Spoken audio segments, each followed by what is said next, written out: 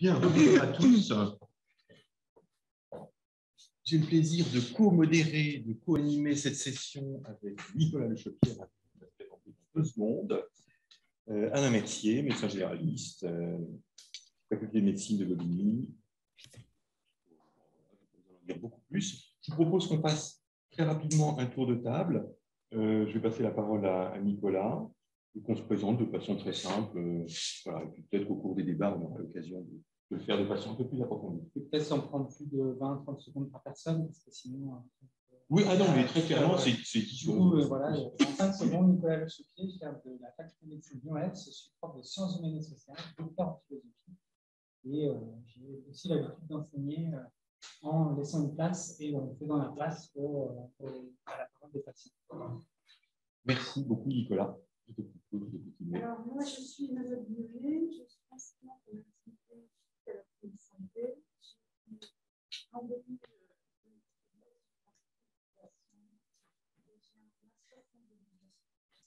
Attendez, parce que à distance, je ne vous ai pas entendu. Vous pouvez... Alors, voilà, d'une façon générale, si vous voulez parler, soit on vous amène le micro, soit vous déplacez si le fil est passé. Si vous pouvez recommencer. Bonjour, je suis Emmanuelle Guyonnet, je suis enseignante en activité physique adaptée. J'ai un DU éducation thérapeutique du patient, éducation pour la santé, et j'ai été formée aux sciences de l'éducation, j'ai un master. Voilà.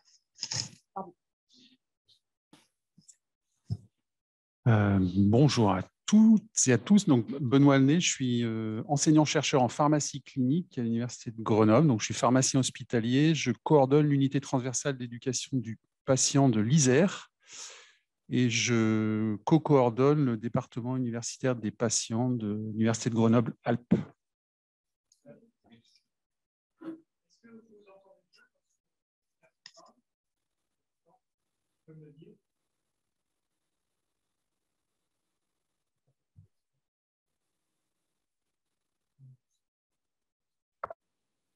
Est-ce que vous vous entendez bien lorsque l'on s'exprime, les gens se présentent là en ce moment? Ils sont peut-être à la sieste. Je ne sais pas. Vous n'entendez pas? Oui, c'est ce micro-là qui marche. Celui-là ne marche pas. C'est celui du bureau qui est connecté. Celui-là, normalement, il est. Alors, je vais appeler l'appariteur. En attendant, je vous propose, c'est un peu, on continue quand même le tour des tables. Très rapidement. Je vais chercher l'appariteur et aller au micro. Désolé. Bon. Je suis présidente du Fonds d'activité physique sur Toulouse. Je suis patiente experte formatrice et je suis aussi représentante des états.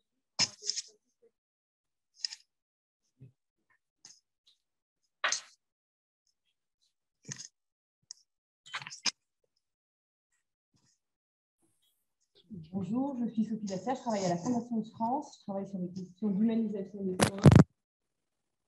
Un projet spécifique sur l'engagement des patients et un appel d'offres aussi en recherche sciences humaines et sociales sur ces questions. Merci beaucoup. Qui d'autre se déplace au bureau?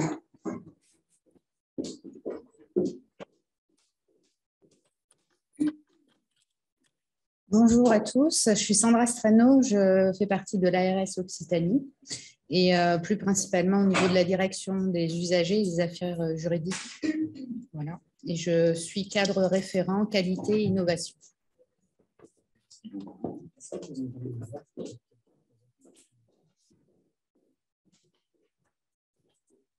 Et également, est-ce que vous pouvez ouvrir vos caméras? Ce sera plus agréable pour nous de vous voir aussi. Bonjour à tous, moi je m'appelle Catherine Danse, je suis enseignante-chercheuse à Liège et je donne cours chez des infirmières et en fac de médecine.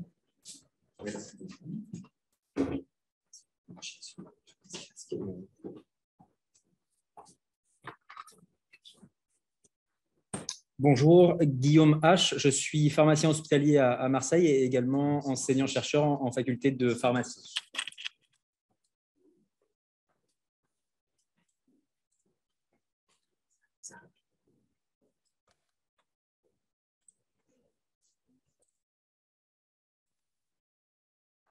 Bonjour, alors je suis Lucienne Soulier, militante ATD Carmonde. Je suis venue invitée pour l'intervention.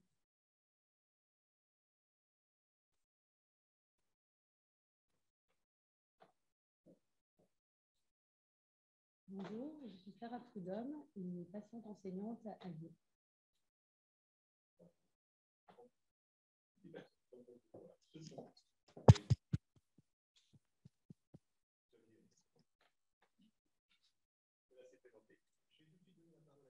Va se présenter et ensuite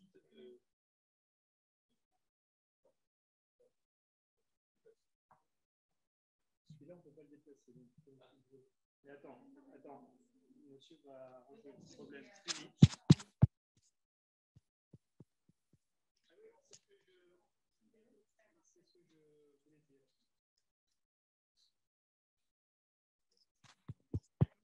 Vous présenter en distanciel. Ça devrait marcher là, mais je crois qu'il y a une Daniel, est-ce que tu peux ouvrir ton micro et te présenter, s'il te plaît? Ah, vous voulez pas vous? Est-ce que vous m'entendez avec ce micro? On vous entendait. Ah, bah, c'est super, merci, ça marche. Super, attends. Oui, c'est ça. Alors, donc, la Sève, alors je ne sais plus qui c'est la Sève. Vous pouvez vous présenter en mettant votre micro. Bonjour, je suis Séverine Kozanski, je suis infirmière hygiéniste et je suis patiente. Daniel, pour le coup.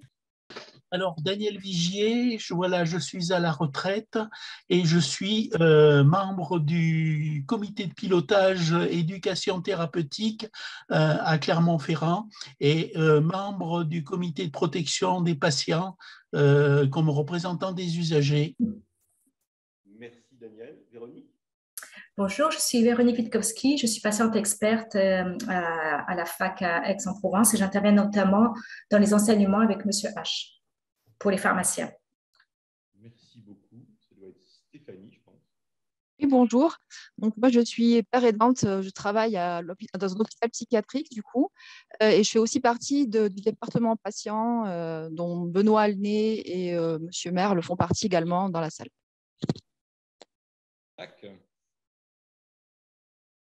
Jacques, mets ton micro et présente-toi. Oui, bonjour à toutes et à tous. Jacques Cité, je suis médecin généraliste enseignant à l'Université Paris-Est Créteil et un des porteurs du projet EPIC qui a été présenté en termes d'évaluation ce matin. Merci Jacques. Brenda? Brenda, nous ne voyons pas, nous n'entendons pas. Bonjour, est-ce que vous m'entendez? Parce que j'ai des petits problèmes de connexion. On t'entend. Alors, d'accord, bonjour à tous. Donc, je suis pharmacienne diplômée de 2020, bientôt thésée. Donc, pharmacienne d'officine. J'interviens depuis 3 ans en tant que réserviste dans le système de santé donc des armées, où j'effectue des entretiens d'éducation thérapeutique pour des patients diabétiques.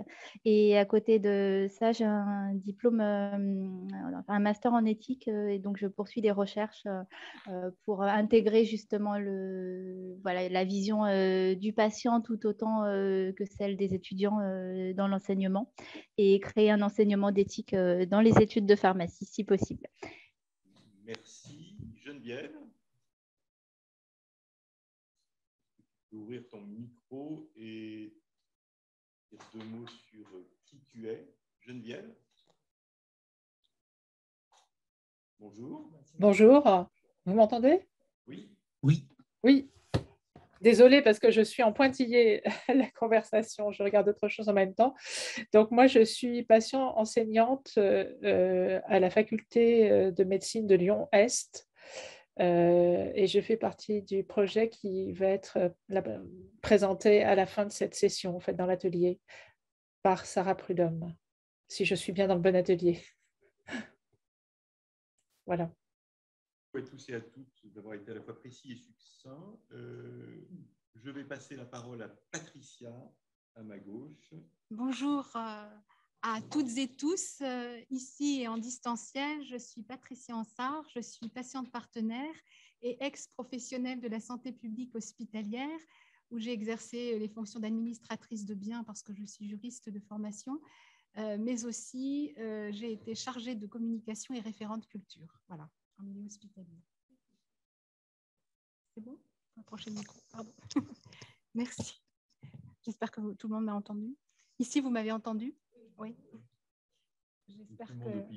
Bon, parfait.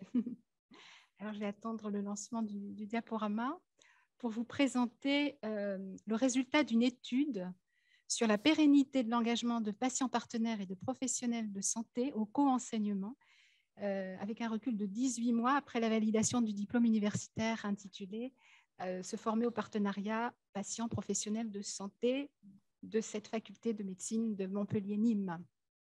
Soit valide, à savoir l'approfondissement de la notion de partenariat à instaurer avec le patient devenu partenaire, l'éthique à respecter autour de la maladie chronique, la communication entre les protagonistes, les méthodes pédagogiques à définir pour la mise en place d'un partenariat équilibré, la création d'un cadre pour pouvoir se situer et s'adapter, l'engagement, qui est vraiment le socle du partenariat, la notion de travail en commun, ensemble, en interdisciplinarité, pour accentuer la richesse du partenariat, et puis l'évaluation qui est naturellement importante pour mesurer l'impact de ce dispositif innovant, mais qui ne l'est peut-être déjà plus, si j'en crois toutes les expériences. Ah, pardon.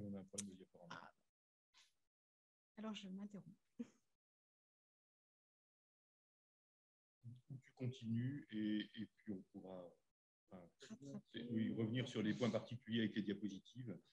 Ouais, parce que je vois que tu as un fil rouge. Oui, j'ai un fil rouge, oui. Oui, donc, moi, voilà. j'ai proposé de continuer pour la dynamique générale de l'atelier. Qu'est-ce qu'on fait? D'accord.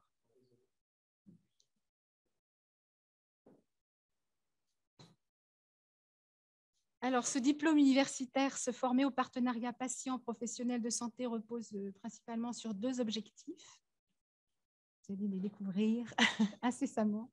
Alors, je vous disais que le diplôme universitaire, se former au partenariat patient-professionnel de santé, repose sur deux objectifs. Le premier est de développer les compétences et les attitudes de collaboration partenariale entre patients et professionnels de santé. Et le second est pour les patients et les professionnels de santé le fait d'acquérir des compétences en termes de co-animation en éducation thérapeutique et en termes de co-enseignement, c'est le thème qui nous occupe aujourd'hui, dans les cursus de formation continue et initiale en santé. Ce diplôme universitaire comporte deux modules, l'un sur l'éducation thérapeutique du patient et l'autre sur le co-enseignement. On va passer à l'autre diapositive. Alors, comment est né ce diplôme universitaire spécifique? Tout d'abord, en 2016 est apparue une sollicitation initiale conjointe de la Direction générale du CHU de Montpellier et du doyen de la faculté de médecine. Il s'avère qu'une expertise préexistait au niveau de l'UTEP, du CHU de Montpellier, autour d'un module d'ETP, éducation thérapeutique du patient, pour les patients, à propos duquel un article a été rédigé par la suite et publié dans un numéro de la revue de santé publique. Enfin, une collaboration est née avec des partenaires de la sphère institutionnelle et associative, le LEPS, Laboratoire Éducation et Promotion de Santé, c'est ça, hein? Il a changé d'intitulé, de l'Université Paris 13 Bobigny-Sorbonne pour son expertise sur le co-enseignement, et puis l'association Savoir Patient. Et c'est en 2017 qu'a été véritablement créé le diplôme universitaire se former au partenariat patient professionnel de santé. On change de diapo, s'il te plaît. Merci. Et les critères d'inscription à ce diplôme sont la motivation à collaborer dans un programme de TP et dans les activités d'enseignement auprès des filières de santé. Pour les patients ou les aidants, il s'agit d'être âgé de plus de 18 ans, d'avoir suivi ou de suivre durant le cursus un programme éducatif complet dans sa pathologie ou dans le programme polypathologie porté par l'UTEP, être titulaire du baccalauréat, mais ce n'est pas obligatoire parce que pour ce DU a pu être obtenue une dérogation exceptionnelle en la matière. Et puis, la particularité aussi sont les frais d'inscription, la modicité, je veux dire, des frais d'inscription. La diapo suivante. Alors, l'étude proprement dite a consisté à évaluer l'impact avec un recul de 18 mois après la validation du DU sur les activités de co-enseignement par les patients partenaires et professionnels de santé des 2 premières promotions de ce diplôme, la première 2017-2018 et la seconde 2018-2019. Une enquête a été menée entre fin 2019 et début 2021 par le biais d'un questionnaire au moyen d'email et en partie par échange téléphonique, auquel ont répondu toutes les personnes titulaires du DU pour ces 2 promotions, ce qui représentait 44 personnes pour ces 2 promotions. Donc, en fait, il s'est agi d'établir une comparaison avec les co-enseignements réalisés durant l'année du DU. Pour 2017-2018, la promotion était constituée de 18 participants, avec 12 patients, un aidant, 4 personnes ayant un statut hybride, puisqu'étant à la fois professionnels de santé et patients, et 2 professionnels de santé à part entière. Pour 2018-2019, elle était constituée, cette promotion, de 26 participants, selon une répartition un petit peu différente, 18 patients, un aidant, 2 professionnels de santé également patients et 6 professionnels de santé. La moyenne d'âge est évaluée à 45 ans et la provenance géographique majoritairement d'Occitanie, dont un peu plus de la moitié était de Montpellier.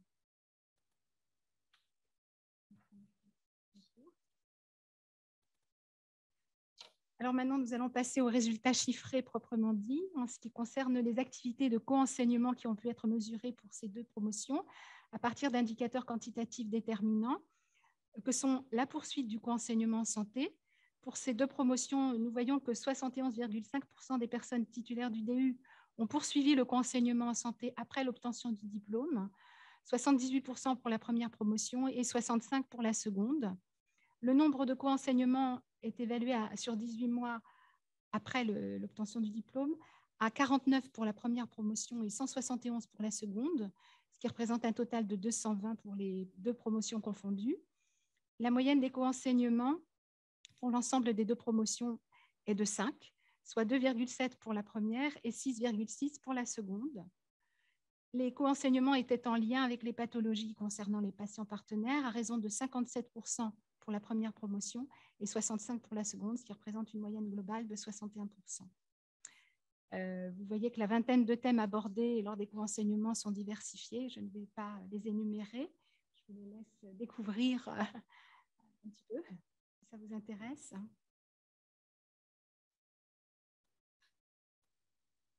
Voilà. En ce qui concerne les lieux du co-enseignement en santé au regard des types de publics auxquels ils s'adressent, nous avons pu répertorier les facultés de médecine, les facultés de pharmacie, les structures de formation paramédicale, les structures de formation continue en santé, et puis également les réunions publiques et les colloques. L'augmentation des co-enseignements par rapport à ceux réalisés durant le cursus diplômant est de l'ordre de 52% pour les 2 promotions réunies, à savoir 43% pour la première et 58% pour la seconde. Et il nous est apparu aussi important de mesurer l'impact psychorelationnel du co-enseignement. Cette activité proposée aux patients partenaires en collaboration avec les professionnels de santé a généré un sentiment de compétence en co-enseignement chez 69% des participants de la première promotion et 77% des participants de la seconde, ce qui représente 73% pour les 2. Ce qui est par ailleurs notable, c'est l'évolution positive des relations entre professionnels de santé et patients devenus partenaires. Alors, à l'examen des résultats de l'enquête pour ces 2 promotions réunies, nous relevons une amélioration des relations des professionnels de santé vis-à-vis des patients partenaires, évaluée à 82%, et de même une amélioration relationnelle des patients partenaires vis-à-vis des professionnels de santé, estimée à 57%. Je vous laisse découvrir le détail des résultats pour chaque promotion. Et je voulais apporter aussi 2 précisions pour l'ensemble des résultats de l'étude qui vous sont présentés. Tout d'abord, les membres de la promotion 2018-2019 se sont trouvés un peu entravés dans leurs activités de co-enseignement en raison des contraintes inhérentes à la crise sanitaire. Et puis ensuite, les évolutions que traduisent ces résultats chiffrés que vous avez sous les yeux ont été jugées par 100% des participants à l'étude comme étant une retombée directe du DU.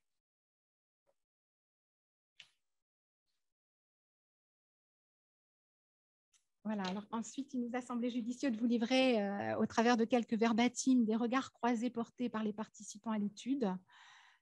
Par exemple, une patiente partenaire a pu confier: j'étais bien évidemment très impressionnée, mais après avoir préparé un PowerPoint pour structurer mon intervention, j'ai pris confiance en moi et je me suis sentie légitime tout au long de mon témoignage. Et le retour bienveillant des participants a été d'un grand réconfort. Je suis confiante pour de futurs témoignages. Une professionnelle de santé a également dit qu'elle était intimement persuadée que le patient guidait le soignant dans son approche.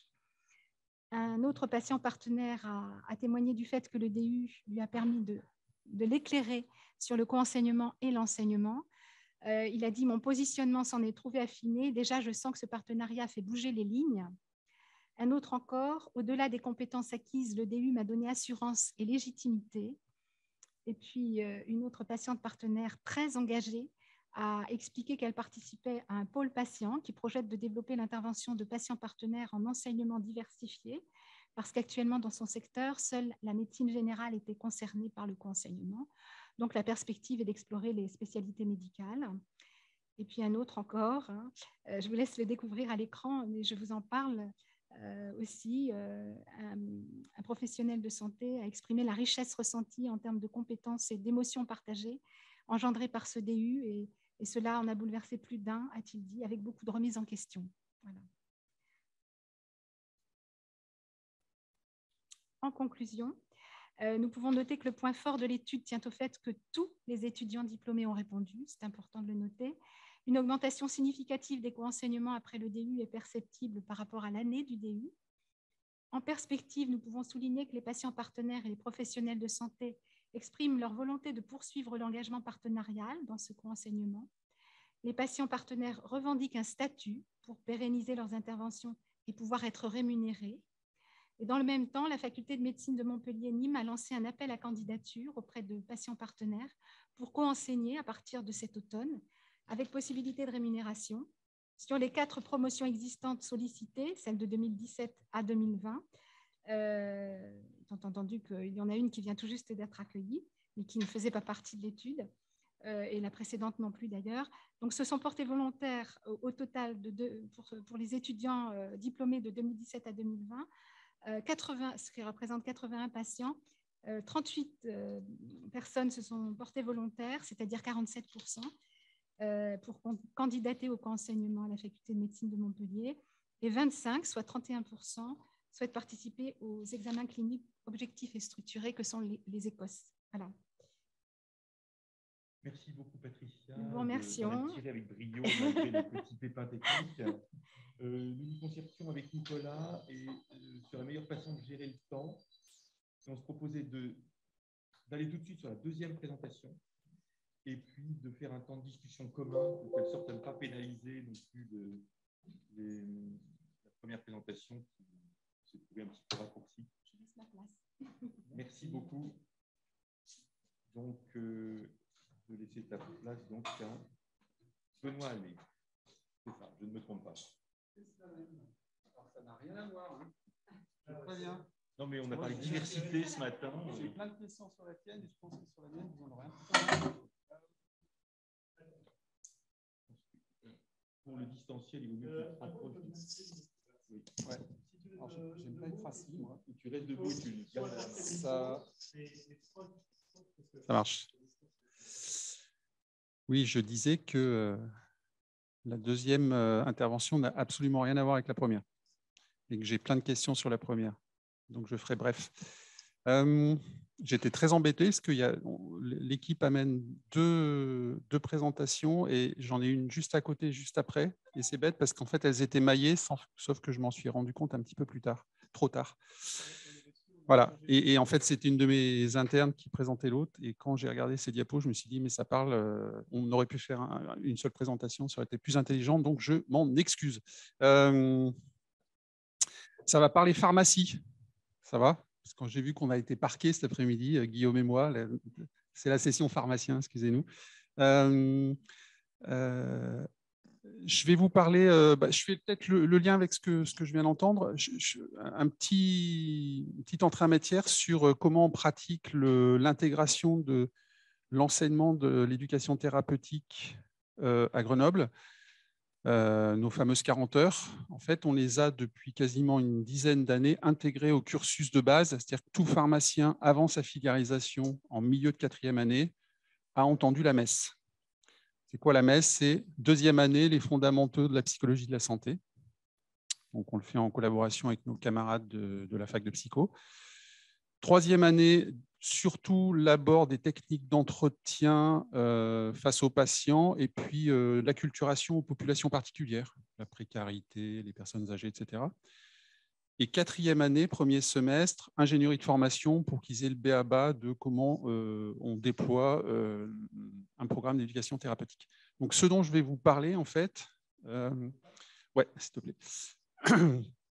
C'est un petit truc modeste, parce que pendant le Covid, je ne sais pas vous, mais on s'ennuyait un petit peu. Non, je déconne, on ne s'ennuyait pas trop, mais on a dû gérer nos troupes, parce que les étudiants, ben, ils étaient là, sauf qu'ils étaient en distanciel, et puis ils avaient besoin de faire des stages. Donc, c'est une petite expérience qui se déroule dans le cadre de cette 3e année où il y a un enseignement sur les pratiques d'entretien, et où, normalement, quand il n'y a pas le Covid, les étudiants vont faire un stage à l'officine, donc 2 fois une semaine, et ils rencontrent un patient par jour, et ils s'entraînent à faire de l'entretien auprès de ces patients. Ben là, on ne pouvait pas les envoyer en stage, et donc on s'est dit, qu'est-ce qu'on fait? Et on a profité de l'ouverture de notre département universitaire de patients pour solliciter nos patients partenaires, qui sont tous formés un petit peu comme tu l'as décrit à Grenoble. Ils sont intégrés dans le DU d'éducation thérapeutique, donc ils ont tous 40 heures formelles autour des pratiques éducatives, et on les a sollicités pour mener une petite opération. Je vais vous donner les petits objectifs. Grosso modo, un étudiant dans cette UE doit être capable de recueillir de l'information, de la synthétiser et d'en tirer un plan d'action, et j'y reviendrai tout à l'heure. Diapositive suivante. C'est chouette de dire diapositive suivante, parce que ça, on ne fait plus ça en général. Il y a longtemps qu'on faisait ça en congrès. Bon, ça, j'en ai parlé, donc on peut gagner du temps. Donc, en fait, c'est une logique de MSP. Hein. Il y a des infirmières dans la salle, donc quand on leur parle MSP, elles savent, mise en situation professionnelle, c'est-à-dire qu'on place normalement l'étudiant en face d'un vrai patient qui vient à l'officine et puis il déroule son travail. Ici, la particularité, c'est qu'on a choisi des patients que l'on connaît, qui sont formés, qu'on va voir qui sont un petit peu particuliers. Donc, il n'y a pas de scénario standardisé. On a dit aux patients qui ont choisi de travailler avec nous, vous jouez la vraie vie et vous allez laisser votre étudiant faire son job. Et s'il le fait bien, ça va bien se passer. S'il le fait mal, on en tirera des conséquences. Donc, ce n'est pas un patient standardisé à proprement parler. Il joue sa vraie vie. Le format de l'entretien, je passe très, très vite. On forme les gens à une méthodologie assez standard, classique en ETP. Donc, ce n'est pas forcément le cœur du problème ici. Appariement en binôme des étudiants, parce qu'on en a 100 aidés à Grenoble, ce n'est pas une des grosses promos, mais quand même. Donc, on les a mis par 2, l'idée étant que sur un temps d'entretien d'une 30aine de minutes, ils puissent permuter les rôles. Il y en a un qui prend la main, qui fait le pharmacien en face du patient. À 15 minutes, ils échangent. L'idée aussi étant qu'ils puissent apprendre un peu la pratique réflexive et qu'ils puissent bien s'écouter en tant que professionnels de santé pour cheminer avec le patient. On a pratiqué ça un petit peu à la sauvage, mais j'allais dire c'est comme dans la vraie vie, c'est-à-dire ils avaient un listing, la scolarité leur a donné les contacts des gens, et puis débrouillez-vous, c'est-à-dire qu'ils ont téléphoné à leurs patients, ils ont négocié avec eux quel était le support le plus adapté pour faire l'affaire. Des fois, c'était très sophistiqué, des fois, ça s'est géré au téléphone. Et le job du patient a été, en fin d'interaction, de débriefer à chaud avec ses étudiants voilà, comment ça s'était passé pour lui. Critères d'évaluation, un petit peu de processus et un petit peu d'impact, surtout retour d'expérience des 2 types d'acteurs. Diapositive suivante. Donc 54 binômes, 7 patients partenaires formés, et puis on a fait ça en mars. Voilà, il y a 2 slides de diapos. Concernant la préparation de l'entretien, on s'est questionné sur voilà, le fait que ça soit en distanciel, qu'il faut contacter le patient, peut-être les patients qui habitent un peu la montagne, des fois ça ne passe pas bien, ça crachouille. En fait, on voit que ça s'est très facilement installé, qu'ils n'ont pas eu de gros problèmes techniques. Donc, vous voyez, ça a été assez facile de prendre contact entre les binômes d'étudiants et le patient. Ça a été facile de structurer l'entretien en amont. tu m'étonnes, ils avaient quand même passé 20 heures de cours, plus leurs enseignants ici présents pour les tanner, pour qu'ils aient une belle structure d'entretien. Donc ça s'est bien passé. Concernant le déroulement de l'entretien, grosso modo, la sensation de nos étudiants, hein, c'est un tropisme très positif là, sur la gauche. Pour eux, ça a été facile de conduire l'entretien en binôme et ils ont trouvé que leur patient partenaire était aidant pour le déroulé de l'exercice. Et surtout, on va en dire 2-3 mots, que le débriefing a été très, très utile pour eux. Ce qui intéresse, c'est plutôt cette slide. On peut cliquer un coup, je crois que j'avais... Voilà. Oui, vas-y, au petit. Voilà. Alors, ce qui est intéressant, c'est que moi, je ne m'attendais pas franchement à ça. Je me suis dit, tiens, les étudiants, qu'est-ce qui va les avoir un petit peu marqués? Et j'étais focalisé sur technique d'entretien. Parce qu'en 3e année, ils n'ont pas encore vu beaucoup de patients. Ils n'ont pas une grosse... En fait, ce qui les a marqués, c'est la confrontation à la pathologie. En fait, ce qui ressort le plus, c'est qu'ils ont appris des gens qui leur racontaient leur pathologie et des gens qui leur racontaient les traitements. Donc, l'effet un peu sidération que j'ai vu, parce que ça fait quand même quasiment 7-8 ans qu'on pratique les retours d'expérience patients dans tout un tas d'enseignements. Là, on le retrouve bien dans cette pratique d'entretien en direct. Ce qui les a le plus marqués, c'est voilà, c'était pour de vrai et le gars nous a raconté sa vraie vie. On peut cliquer, s'il te plaît. Deuxième truc qui était intéressant aussi, avec un fort taux de pourcentage positif, c'est que voilà, les étudiants ont senti que ça avait amélioré leur capacité à structurer et à tenir l'entretien. Parce que je les ai un petit peu mis en difficulté, parce qu'ils devaient travailler à 2 et qu'en général, c'est un peu compliqué dans ce type de choses, de commencer, puis passer la main. Celui qui prend la main, il ne sait plus trop. Il faut bien suivre la stratégie. Ce n'est pas très simple, mais ils avaient la sensation que ça les avait fait cranter dans la technique. Un petit clic supplémentaire. Alors, ce qui est étonnant, c'est l'exercice a amélioré ma capacité à faire preuve d'empathie. Alors, je me suis dit, tiens, c'est peut-être un artefact. Est-ce qu'ils n'ont peut-être pas compris le terme empathique? Mais c'est bizarre qu'ils sortent de là en se disant, ben voilà, j'ai pas amélioré mon approche patient massivement. Donc ça j'ai pas de réponse à ça. Et puis, clic dernier. L'exercice a amélioré mes techniques de communication. Là où j'étais super réjoui, je me disais, ben voilà, ça allait vraiment donner. Ben, on garde quand même à peu près 16-17% de gens qui disent, ben non, en fait, ça ne sert à rien votre truc. Ça, c'est des retours qu'on a. Enfin, je ne sais pas, Guillaume, peut-être tu as ça, mais des fois, les étudiants en 3e année, mais d'autres enseignants de la salle peut-être ont ça, ils considèrent que la communication en santé, c'est inné. Donc, quand ils rentrent en cours, ils se disent, mais qu'est-ce qu'ils nous veulent? Pourquoi ils veulent nous faire travailler la communication? Ben, il y a des bons communicants et des mauvais. Et je pense que ça doit être un résidu de ça. Clic suivant. Et enfin, ils sont, voilà, comme d'habitude, les étudiants, c'était innovant, donc ils étaient satisfaits. Grosso modo, voilà, à la question, est-ce qu'on reproduit ça l'année suivante? Ils étaient assez favorables. Donc, on a reproduit ça, mais c'est dans l'autre salle, pour l'autre côté. Diapositive suivante. Ça, c'était un retour des patients. Alors, ce qui est intéressant dans les patients que je connais quand même pas mal et avec qui j'ai fait pas mal de choses, dans cet exercice précis, en fait, le retour spontané, c'est « waouh, comme c'était structuré ». Et en fait, limite, ça m'a fait… il y en a un que je n'ai pas mis, qui a dit « mais ça a redoré le blason des pharmaciens pour moi ». J'ai découvert qu'ils faisaient structuré, que ça pouvait être très, très professionnel. Je me suis dit « tiens, je ne m'attendais pas à cette affaire-là ».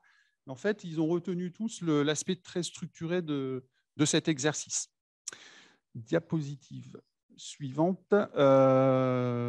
Voilà, les questions que je me pose, on est dans un exercice que j'ai eu du mal à qualifier, en fait. Parce que j'ai essayé d'écrire un papier là-dessus, je me suis dit, ce n'est pas de la simu vraiment, parce que c'est une MSP, sauf qu'elle est un peu tronquée, parce que c'est une MSP avec pas des faux patients, mais des patients un peu particuliers, où j'appelais ça une MSP un peu hyper réaliste. Le patient, il ne fait pas semblant, et dans tous les jeux comme ça que je joue, qui ne sont pas scénarisés, la consigne, elle est souvent tenue et ils ne brodent pas, et ils restent vraiment sur leur vraie vie. Je pense que du coup, les patients, ils l'ont senti ça, c'est ce qui remonte en premier lieu, c'est proche de la vraie vie, de la difficulté du patient. Et puis le débriefing spontané, en fait, j'avais laissé carte blanche aux patients. Je ne voulais pas les contraindre, parce qu'on aurait pu faire une grille critériée, blablabla, est-ce qu'il a fait des questions fermées, machin. Je dis, plutôt, vous, à chaud, vous restituez directement à chaud comment vous êtes senti, puis les endroits que vous avez pu identifier un petit peu saillants de l'entretien. Et ça, les étudiants, dans les données qualitatives qui sont revenues, ils ont beaucoup aimé cette affaire-là. Ça les a assez sidérés aussi. Je pense que ce que peut raconter un enseignant dans le même type d'exercice, si ça leur passe par-dessus la tête. Au final, posture un petit peu hybride. Alors, les questions que je me pose un petit peu pour la suite des opérations, c'est on a un patient partenaire qui joue son propre rôle. Et du coup, moi, je suis assez sensible, et ça a été évoqué ce matin, à l'histoire de sécurisation de l'affaire. Et on voit bien qu'il y avait une petite dizaine de patients. On n'est pas encore suffisamment, comment dire, je pense qu'on n'a pas encore le cadre suffisamment sécurisé pour que, je pense, là, ça s'est bien passé, mais je me questionne sur la distanciation nécessaire et professionnelle dans ce type d'exercice, parce qu'ils jouent leur propre histoire. Et ça, pour l'instant, c'est un petit peu flex la façon de faire. Donc, je pense qu'on peut mieux faire. Vous me donnerez votre avis. Et puis, le rôle pédagogique, la débriefing, je le trouve bien. Et voilà, l'idée après, c'est d'essayer de le critérier un petit peu pour le rendre un petit peu reproductible, notamment en interpatient. Voilà, un petit verbatim que j'ai zippé. Pour l'image, je suis un patient. Alors ça m'a questionné au final. Pour l'image, je suis un patient, mais en réalité, je suis un intervenant. Il ne me considère pas comme un vrai patient. Certains m'ont donné l'impression qu'il se comportait face à un examinateur. Et ça, c'est ce qui m'a questionné. Alors, on est sans doute beaucoup plus jeune dans la pratique que plein dans la salle. C'est-à-dire qu'on sent bien que quand le patient partenaire se professionnalise, il tend vers des postures, des gimmicks d'enseignants, et que la fraîcheur, notamment dans une MSP comme celle-là, ça vient j'allais dire, du patient naïf. Et quand il se professionnalise, il prend un peu les gimmicks de l'enseignant. Et du coup, je me dis, est-ce que dans ce type de MSP, il vaut mieux pas aller chercher des patients naïfs, c'est-à-dire pas des patients qui ont beaucoup de bouteilles dans l'accompagnement éducatif de nos étudiants. Voilà. Merci beaucoup. Un quart d'heure, un peu plus d'un quart d'heure. 7 minutes 30. Pour échanger, discuter, débattre et tout ce que vous voulez à propos de ces 2 premières présentations.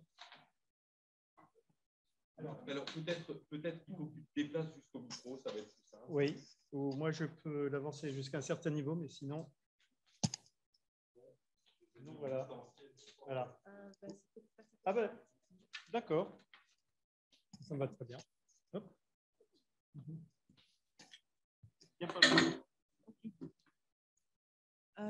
Mais moi, en fait, je voulais justement réagir sur la dernière intervention de Benoît par rapport au fait de professionnaliser ou pas le patient et jusqu'où, parce que moi, c'est aussi une question que j'ai. Et en fait, j'ai 2 réflexions par rapport à ça. Je me rends compte avec les patients avec lesquels je collabore depuis quelques années que ce qui est intéressant, c'est quand ils ont une distanciation par rapport à leur propre vécu, pour aussi porter la parole de patients en règle générale. Parce que s'ils ne parlent que d'eux, à un moment donné, par rapport à nos étudiants, je trouve que tous les patients ne sont pas eux. Et donc, ce qui est intéressant, c'est d'avoir justement cette distanciation. Donc, d'où le biais éventuel, c'est qu'ils commencent à avoir une posture plus, on va dire, commune, les mêmes, s'ils sont formés. D'un autre côté, s'ils restent spontanés, alors vient la question éthique, me semble-t-il, de la sécurisation pour eux. Parce que je pense que justement, quand on les forme, ou en tout cas quand on les prépare à intervenir, il y a dans les préparations qu'on fait, il y a aussi cette question-là, à un moment donné, de pouvoir se dire où est-ce que j'en suis, moi, avec ma maladie, avec mon histoire, et donc de pouvoir avoir une réflexion par rapport à ça, qui leur permet aussi d'avoir peut-être une protection par rapport à leur vie. Mais voilà, je parle en tant que collaboratrice avec des patients, mais on a des patients dans la salle, donc ce serait aussi super intéressant d'avoir votre avis si vous êtes déjà intervenu avant d'avoir une formation ou après une formation et comment vous vivez ça.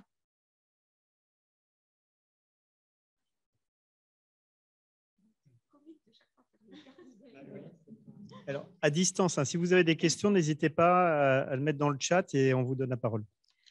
Moi, je vais répondre à titre personnel depuis que j'ai obtenu ce DU.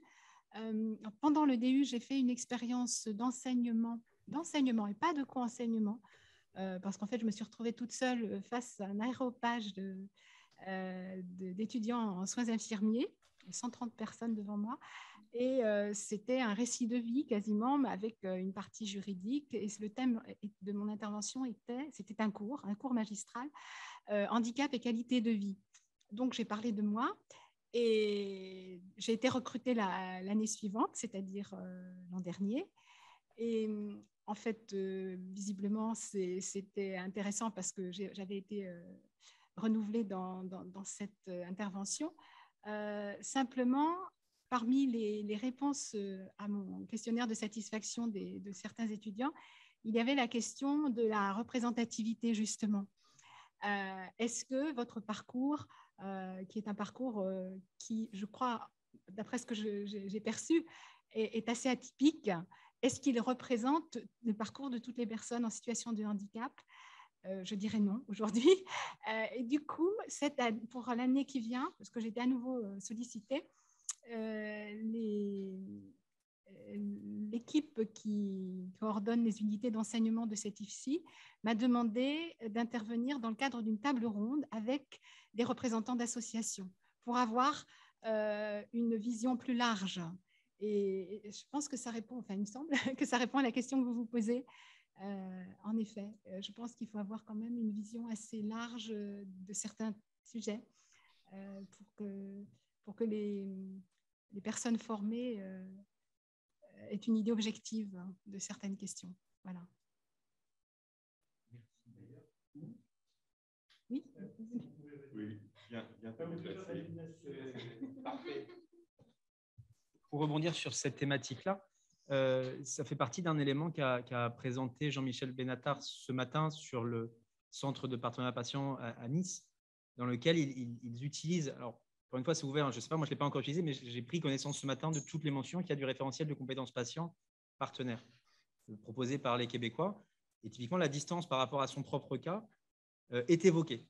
Donc je n'ai pas encore un point de vue avec du recul là-dessus, mais peut-être, et là on en discutera, ça tombe bien que Véronique et Virginie soient connectées, parce que peut-être on en discutera ensemble pour l'expérience marseillaise, de voir est-ce que ce guide mérite d'être disséminé sans être quelque chose d'obligatoire, mais au moins que les patients partenaires qui interviennent aient une notion, dans certains systèmes, comme le modèle canadien, des attentes du cadre du partenariat pour ce modèle-là. Et après, à voir si on se l'approprie dans les modèles qu'on développe. Voilà. C'est un commentaire en complément. Déplace-toi. En fait, ce que j'ai oublié de préciser, c'est que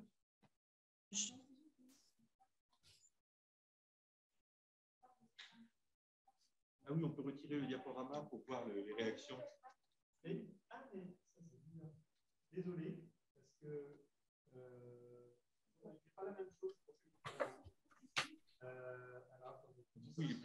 il est peut-être en clavier étendu, donc, en écran étendu.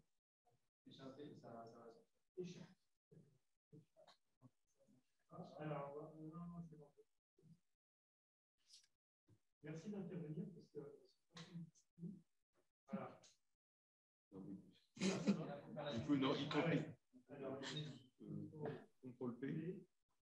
En fait, il bug parce qu'il se met tout seul en attendant. Bon, allez. Alors en fait, ce que j'ai oublié de préciser, c'est que je suis aussi aidante. Donc quand je vois effectivement qu'on parle beaucoup de patients partenaires, moi je me pose la question du rôle des aidants. En fait, pour faire court, j'ai un fils polyhandicapé, lourd. Donc en fait, c'est moi qui coordonne tous ces soins. Donc dans toutes les études qui sont intéressantes, c'est chouette parce qu'on a les patients. Et est-ce qu'il y a un moment où on ne pourrait pas aussi intégrer les proches des personnes qui sont, par exemple, polyhandicapées ou des personnes qui sont non-verbales, qui n'ont pas une capacité de réflexion qui leur permettent de suivre ces formations, parce que ces personnes, elles ont besoin d'être soignées. Elles ont besoin d'être, quand elles vont à l'hôpital, par exemple, surtout en temps de Covid, maintenant, il n'y a plus qu'un accompagnant. Il y a plein de choses à faire au niveau des aidants, mais vraiment des aidants de personnes en situation de handicap lourd. Hein. Et on n'en entend pas beaucoup parler. Donc moi, je trouve que c'est très bien ce qu'on fait sur les patients, partenaires, les patients. Et je trouve que pour les aidants, moi, je n'entends pas beaucoup parler de beaucoup de choses. Et c'est vrai que j'avais fait ce DU à l'époque avec le docteur Tribonnière. Alors, avec ma casquette professionnelle enseignant d'activité physique adaptée, mais avec ma casquette perso, en fait, pour avoir mes deux regards croisés d'aidant. Et c'est vrai que là, de tout ce que j'ai vu ce matin, je vois beaucoup de patients, ce qui est très, très bien, encore une fois, il n'y a pas de comparaison, mais d'aidants, je ne vois pas grand-chose. Donc, je me pose la question, est-ce qu'il y a des choses qui sont… Moi, j'ai par exemple, enfin, avec mon pharmacien, j'ai une relation hyper privilégiée. C'est-à-dire qu'il y a un moment, moi, quand il y a un médicament qui est changé, même si j'en parle avec mes médecins, je lui en fais toujours part. Donc, je veux dire, il y a des moments où je prends des rôles que je ne devrais pas prendre, mais je suis obligée de prendre parce que personne ne prend ma place. Quand effectivement mon fils va être opéré par exemple, d'une opération des dents parce que le Rivotril lui fait pousser les gencives, donc on est obligé de lui retirer des gencives. Il faut que je m'occupe de coordonner le bloc à Guy de Chauliac. Comme il doit se faire piquer sur sa chambre implantable et qu'il est en néphro à la Péronie, il faut d'abord qu'on me le pique sur sa chambre implantable. Donc, il faut que je me débrouille avec la néphro adulte et qu'ensuite je m'occupe d'un transfert à Guy de Chauliac en ambulance pour arriver. Donc, tout ça, moi, je trouve qu'il y a un manque parce qu'encore, moi, je peux le faire. Parce que j'ai la chance qu'on soit deux encore en couple. Il y a beaucoup de familles exposées monoparentales. Je n'ai pas de barrière de langue. Je ne suis pas en précarité sociale. Donc, j'ai de la chance. Voilà. Moi, je me pose des questions. Je me dis, on n'est pas égaux et je trouve que ce n'est pas normal. Voilà. Donc, je veux juste dire ça. Oui. Alors, maintenant. Voilà. Alors, juste pour répondre, alors là, dans la nouvelle promotion du DU, vraiment, on s'aperçoit, mais dans les autres, c'est pareil, énormément de patients atteints de maladies chroniques sont aidants aussi, de leur conjoint, de leur fils, de leur fille, etc.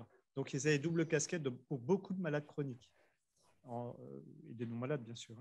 Deuxièmement, de façon pragmatique, en pédiatrie, quand il y a du co-enseignement, c'est plutôt avec des parents, pas toujours, hein. Bon, voilà, on peut avoir un grand enfant, un ado, mais les parents. Et puis les maladies neurodégénératives, bien sûr l'Alzheimer, mais aussi le Parkinson, souvent les aidants. Mais c'est vrai qu'on n'en parle pas assez. Ça a été dit en plénier, mais c'est très très bien Alors on va donner la parole effectivement. Alors, on va commencer de gauche à droite. Donc Daniel, si vous pouvez, donc vous avez votre micro ouvert, allez-y. Ah oui. Daniel, vous pouvez y aller. Désolé. Oui, alors voilà, moi j'ai 76 ans, je suis polypathologique, autrement dit les maladies invalidantes de la vieillesse, hypertension artérielle, obésité, le diabète, arthrose. Or, depuis, disons que j'avais des soucis il y a 5 ans et disons que j'ai pratiqué de l'éducation thérapeutique du patient, mais comme je n'avais pas de dispositif, disons, sous la main, eh bien, j'ai fait les deux rôles. Vous parliez de distanciation, eh bien, moi, eh bien, j'ai, disons, faute de mieux, eh bien, j'ai démarré mes études de médecine, même si j'avais un âge très avancé, et à partir d'Internet, pour chacune des pathologies, je suis allé sur Internet et j'ai cherché donc quelle était la clinique, quels étaient les soins, quelles étaient les difficultés qu'il pouvait y avoir et les interactions entre ces différentes pathologies. Alors moi, en ce qui me concerne, pour faire de l'éducation thérapeutique, je me suis formé. J'ai toute une documentation sur l'éducation thérapeutique et j'ai appliqué les recettes qui étaient indiquées dans cette documentation, c'est-à-dire renforcer l'estime de soi, la capacité à intervenir, également d'être méthodique, établir un diagnostic initial, faire un suivi, et puis, disons, en partenariat avec mon médecin, eh bien, disons que je suis arrivé à maîtriser un petit peu mes différentes pathologies. Alors, pour vous donner un exemple, en ce qui concerne mon hypertension, eh bien, je fais des mesures d'hypertension. Quand j'ai présenté mes mesures, d'abord, je fais un relevé, bien sûr. Quand j'ai présenté mes mesures à un spécialiste, il m'a dit que ça n'était pas précis. Alors moi, j'ai regardé, disons, vis-à-vis de la Haute Autorité de Santé, il recommande de faire 3 mesures en étant le plus reproductible possible. C'est ce que j'ai fait. Et puis, disons, depuis 4-5 ans, eh bien, tous les jours, je fais mes 3 mesures d'hypertension et je fais ma mesure de glycémie. Et c'est à partir de ces éléments de suivi de la santé, en quelque sorte, que je guide, je guide un peu mon comportement. Daniel, excuse-moi, je me permets de t'interrompre, Alain. Oui. Au regard de ton expérience qui est très riche, est-ce que tu as des questions précises à poser sur les 2 présentations qui nous ont été faites? Alors, ces présentations me paraissent, disons, je suis un petit peu déçu parce que il me semble que ça ne correspond pas exactement à ce qu'attend un patient. Un patient, il est dans situation de faiblesse, il est en situation, il ne comprend pas, il ne connaît pas sa pathologie et en fonction de ça, eh bien, il va parler, il va répondre à des questions. Or, dans le ressenti d'un patient, il y a des quantités de choses que l'on ne transmet pas à son soignant. Disons parce qu'on ne sait pas, parce qu'on ne pense pas, disons qu'on répond en général à des questions du soignant. Et pour moi, eh bien, l'échange est un peu limité. Il est limité et c'est ce qui manque un petit peu là-dedans. Mais merci beaucoup de ta réponse, Daniel. Je suis désolé, il faut que je donne aussi la parole à Julie et Bien Geneviève. sûr. Merci beaucoup. Julie, est-ce que tu as la parole? Bonjour. Bonjour à tous. Juste par rapport à la dernière intervention et sur ce questionnement entre le patient plus ou moins naïf, comme on l'a appelé, on s'est questionné par rapport au processus de sciences humaines à Lyon. Donc entre patients, ce sera à voir avec Nicolas Le Choquier, mais de se dire, tiens, en général dans le groupe et dans ce processus-là, peut-être que des patients, là où on a besoin davantage d'un patient plus naïf, eh ben, ça peut peut-être être aussi une forme de première intervention dans le groupe des patients enseignants. C'est-à-dire que le patient a moins l'habitude, il est moins distancié par rapport à sa pathologie, et du coup, ça peut être une première entrée aussi dans le groupe, et après, d'avoir des interventions où ça demande une distanciation plus importante avec la pathologie. Voilà, c'était simplement ça. Merci beaucoup. Est-ce que Geneviève veut bien prendre la parole? Alors, je dois dire que ma remarque était vraiment du même ordre. On est dans le même groupe avec Julie. C'est-à-dire que, effectivement, et je vais la connoter d'un témoignage personnel, c'est-à-dire que moi, j'interviens dans l'enseignement qui va être présenté à la fin de cet atelier, j'interviens depuis 5-6 ans. Et je me suis surprise d'une année sur l'autre à me dire, ah mais oui, mais en fait, les remarques, les commentaires que je fais, là c'est sur des présentations d'étudiants, ah oui, mais en fait, je les ai déjà faites l'année dernière. Je commence à avoir un discours qui est un petit peu rodé. Les thématiques que j'évoque, je les ai déjà évoquées. Mais oui, parce que je commence à avoir une forme d'expérience en tant que patient formateur. Donc effectivement, j'ai plus cette naïveté qui, je pense, est nécessaire quand le patient formateur intervient au titre du témoignage. Il faut vraiment distinguer les différents types d'interventions que peut avoir un patient formateur auprès des étudiants. Il y aura effectivement des formes d'intervention qui sont de l'ordre du témoignage où il faudra privilégier la fraîcheur parce qu'on joue sur l'affect, on joue sur l'émotion, etc. Et un discours rodé ne passera pas. Inversement, on ne peut pas demander à un patient formateur d'avoir un grand recul sur sa maladie, sur la maladie en général, sur la posture du médecin, etc. Et en même temps, lui demander la fraîcheur. Hein. C'est totalement paradoxal.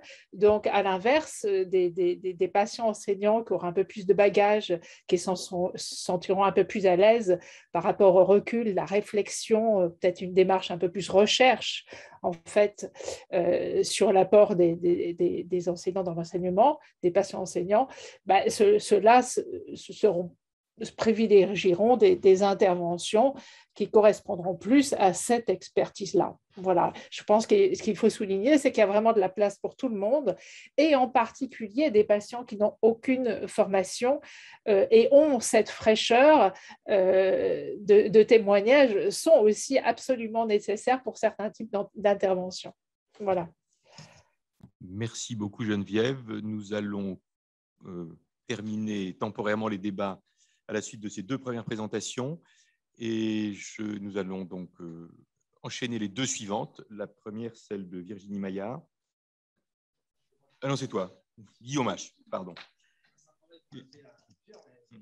Aujourd'hui, c'est moi le porte-parole. Guillaume, à toi la parole. Ton diaporama est là.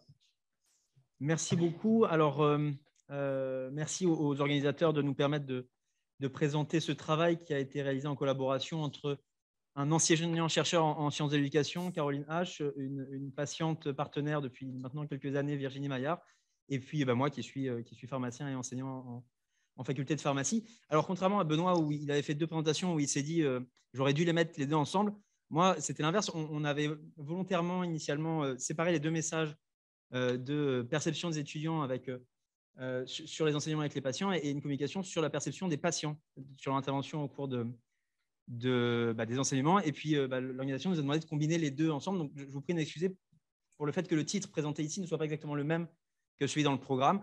Mais en fait, c'était une surprise pour un bien parce que ça a permis de vraiment confronter les deux perceptions et ça m'a forcé à identifier les points communs. Et c'est assez… Je suis assez content du résultat, en fait. Merci.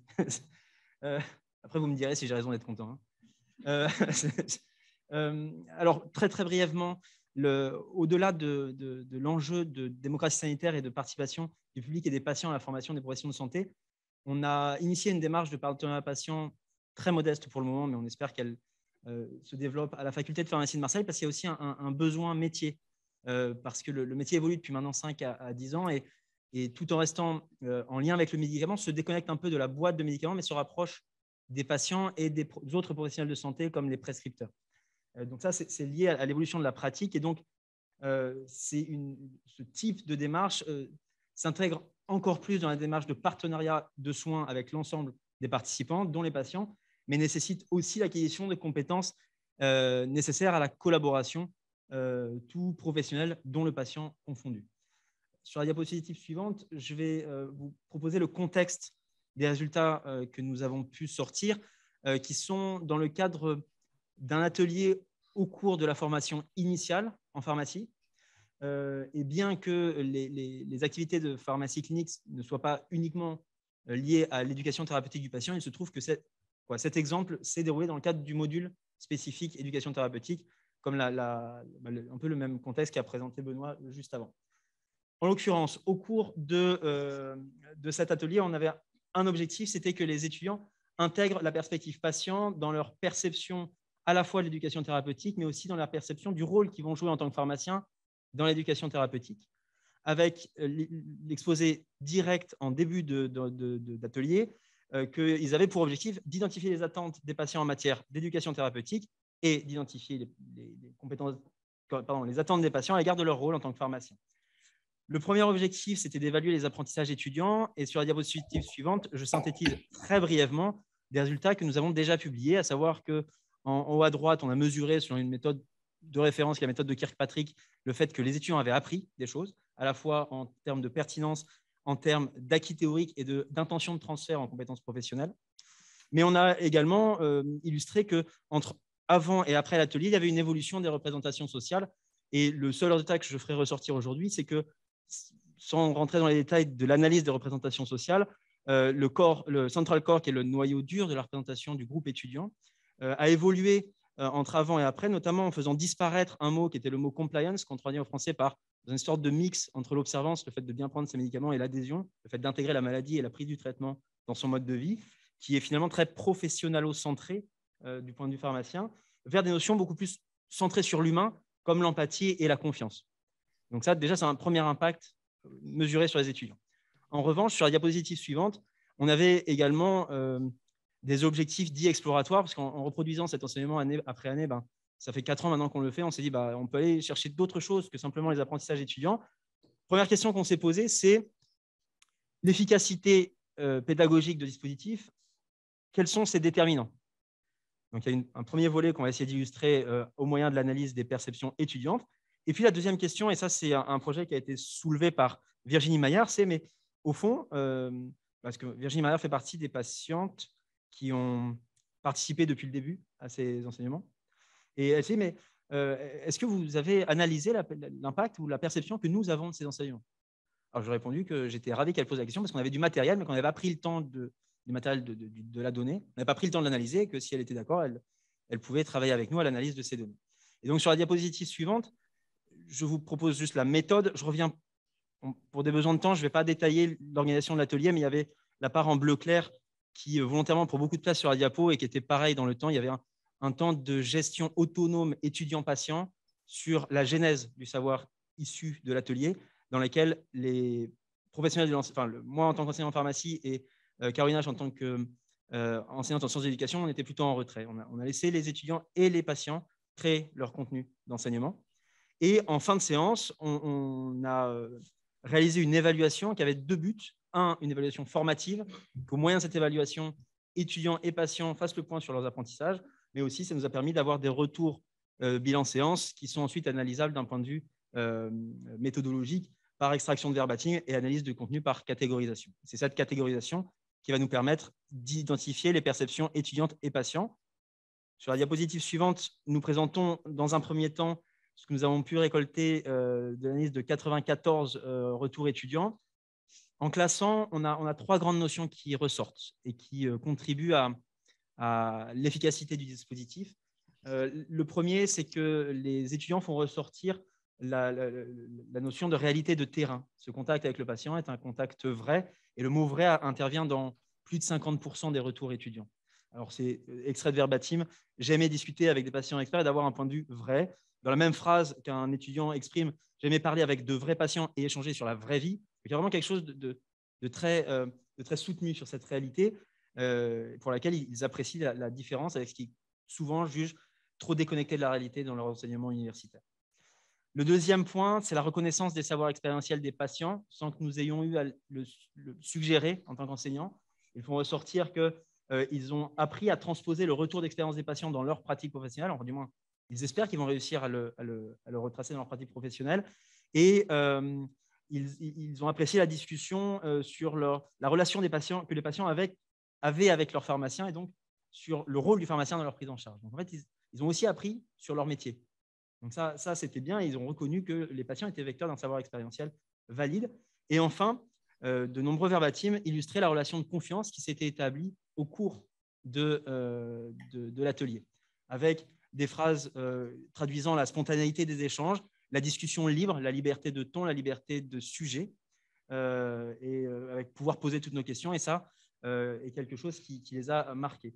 Avec un peu de recul, si on clique sur le bouton qui nous permet on a pu identifier que les thèmes qui ressortent de cette analyse font ressortir 3 grands éléments. Enfin, on les a rapprochés, la réalité de la fiabilité, les savoirs expérientiels de l'expertise et la relation de confiance de la confiance, qui sont, selon les travaux de Patricia Coutel-Brié, les déterminants majeurs de la crédibilité de la source.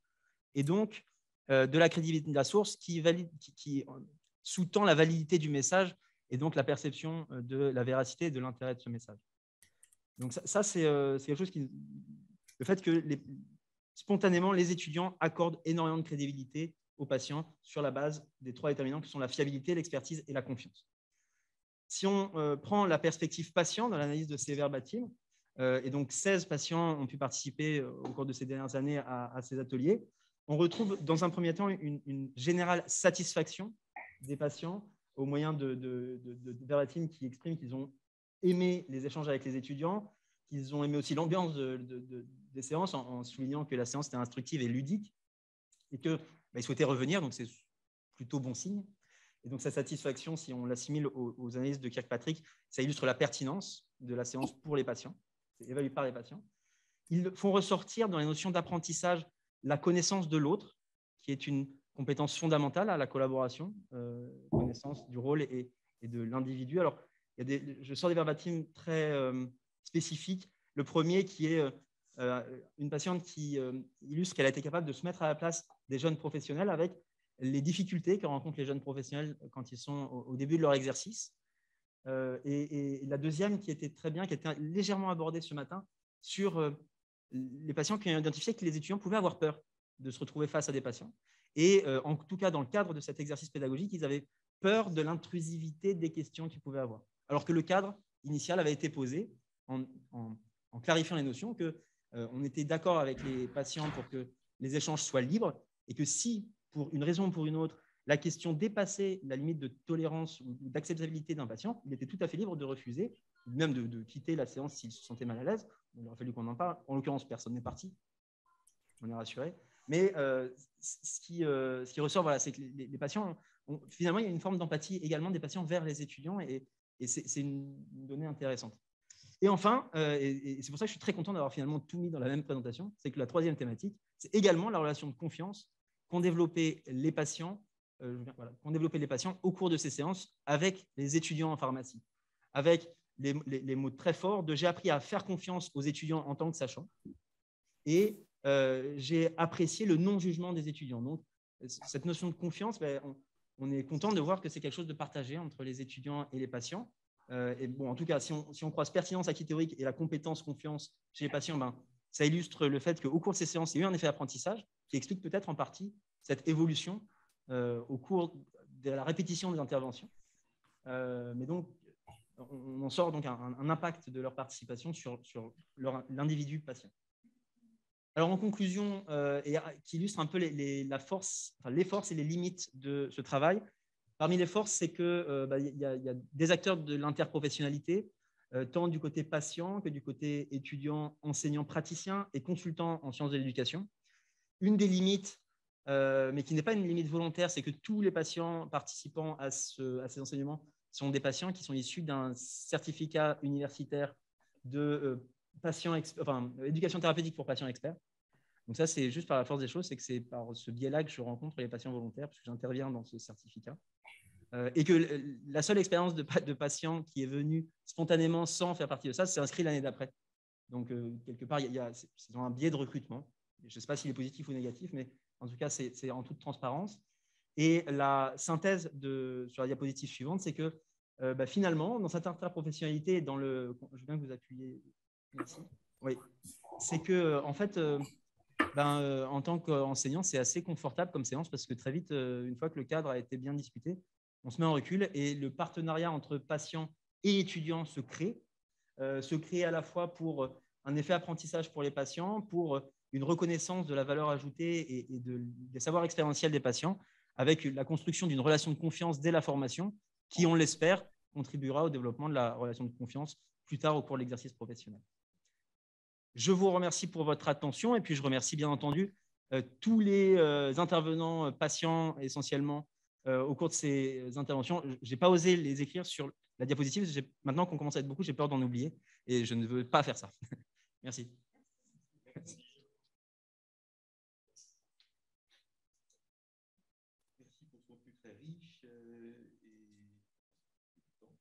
Nous allons passer à la dernière présentation et ensuite nous aurons un instant de débat.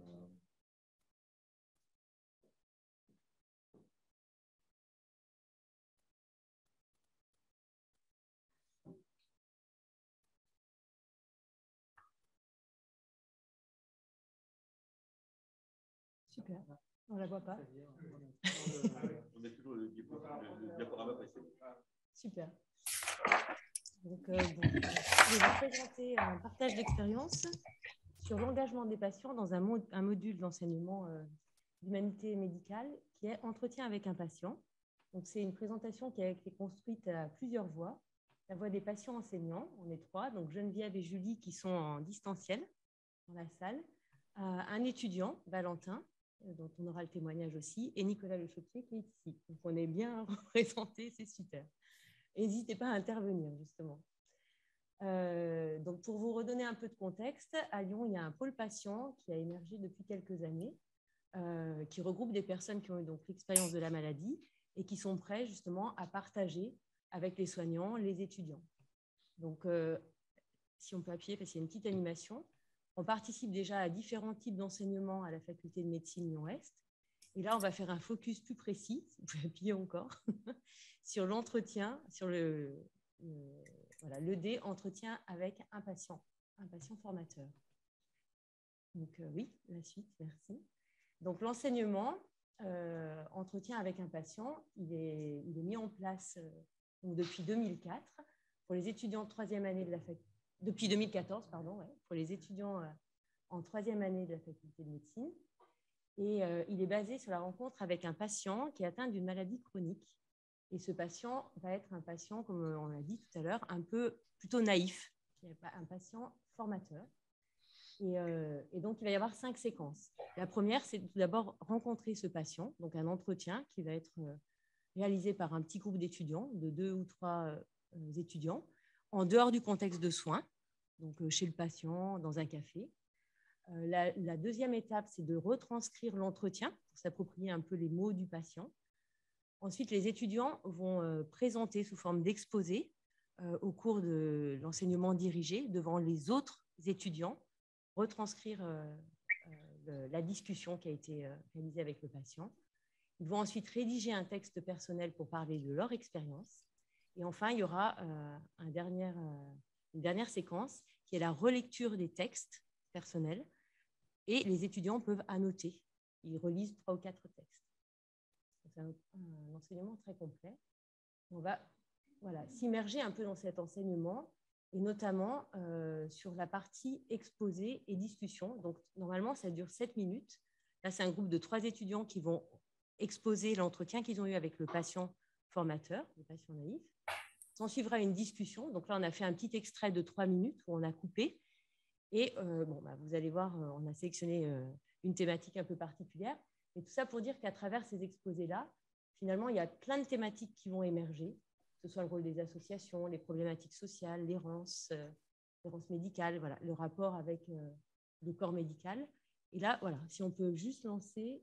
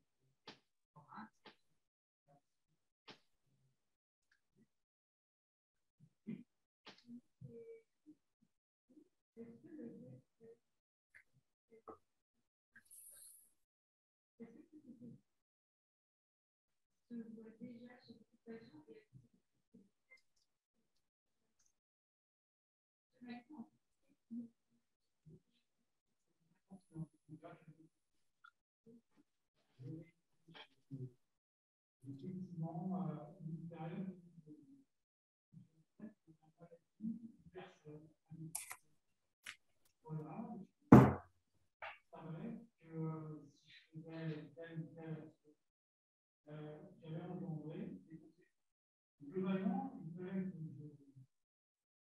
je m'adapte complètement à cette maladie que j'avais complètement perçue.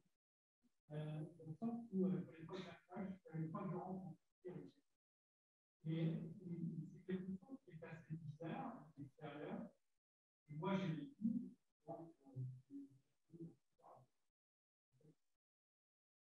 Donc, c'est pas du tout. Ça peut paraître. Ça existe et ça aide. Ça aide parce qu'on met un visage entre guillemets, on commence à dessiner, on fait, voilà, on connaît ces habitudes, ça veut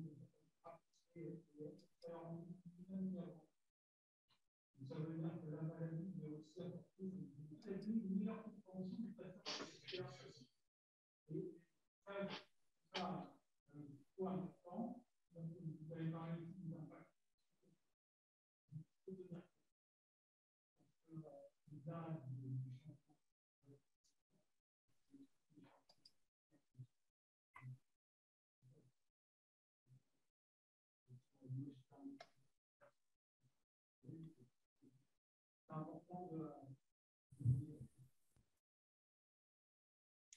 Voilà.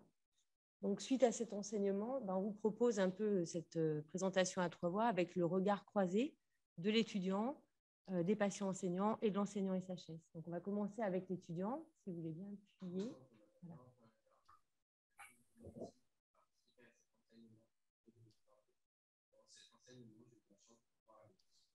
Avec une patiente à son médecine.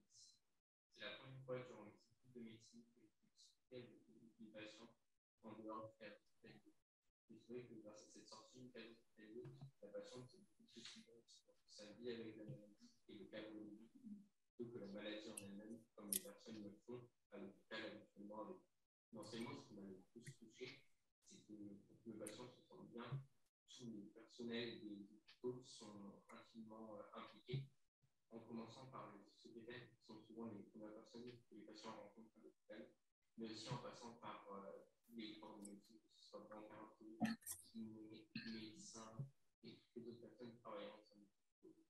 Ça montre l'importance de la pluridisciplinarité au sein de l'hôpital. Pour finir, je trouvais que l'enseignement que l'on retrouve à 2 voix avec un enseignant et un patient était plutôt très intéressant. Ça permet de faire un bilan avec 2 voix. Voilà. Ce que ressort aussi, que je voulais rajouter, dans les retours des étudiants aussi, c'est vraiment cette part de non visible et de non dit qui a déjà été évoquée. Donc, tout ce que le patient finalement ne va pas amener à la consultation et qui peut être dit justement dans ce temps d'entretien avec le patient.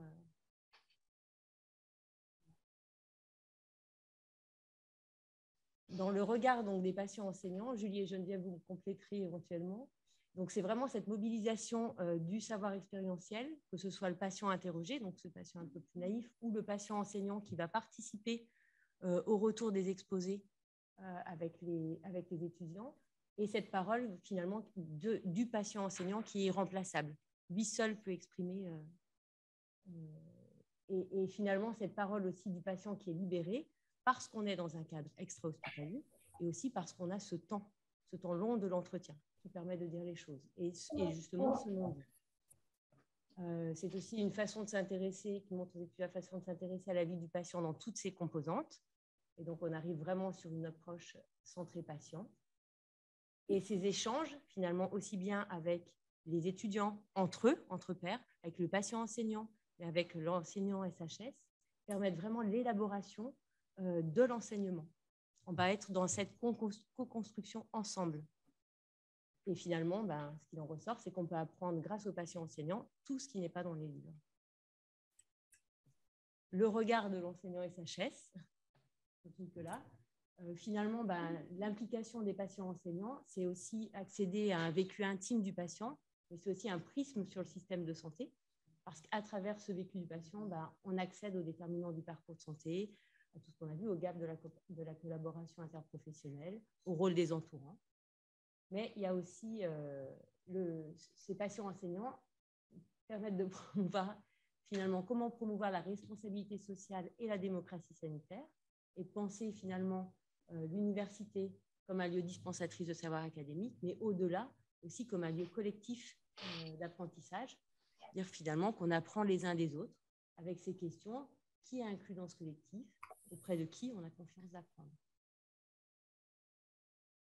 Il y a un peu ce changement de paradigme qui a été évoqué ce matin, finalement à plusieurs reprises, où on passe de l'enseignement traditionnel un peu descendant dans ses cours magistrales avec le médecin enseignant face aux étudiants, où dans cette rencontre, dans ce type d'enseignement, il va y avoir la rencontre avec le patient formateur, puis l'élaboration de l'enseignement, de l'apprentissage en fait, dans le carré de droite, avec ces échanges entre les étudiants entre eux, les patients enseignants, l'enseignant SHS. Donc vraiment cet apprentissage collectif.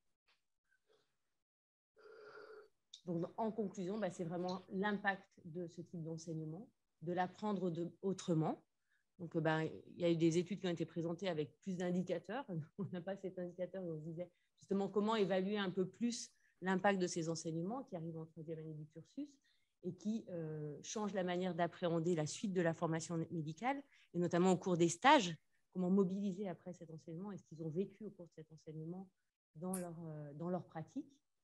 Et en tout cas, ça amène des éléments de réflexion, des retours d'expérience pour penser cette évolution de la formation médicale et préparer une pratique plus humaniste des soins. Il nous reste une vingtaine de minutes pour le débat, les échanges, ce qui est confortable, pour ne pas dire royal. Oui.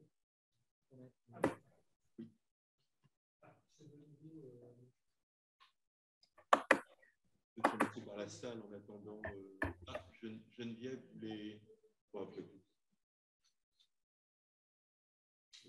Geneviève, j'ai envie de te donner la parole. Tu peux mettre ton micro et peut-être ta caméra, je ne sais pas. J'avais oublié de baisser la main. Ah, d'accord.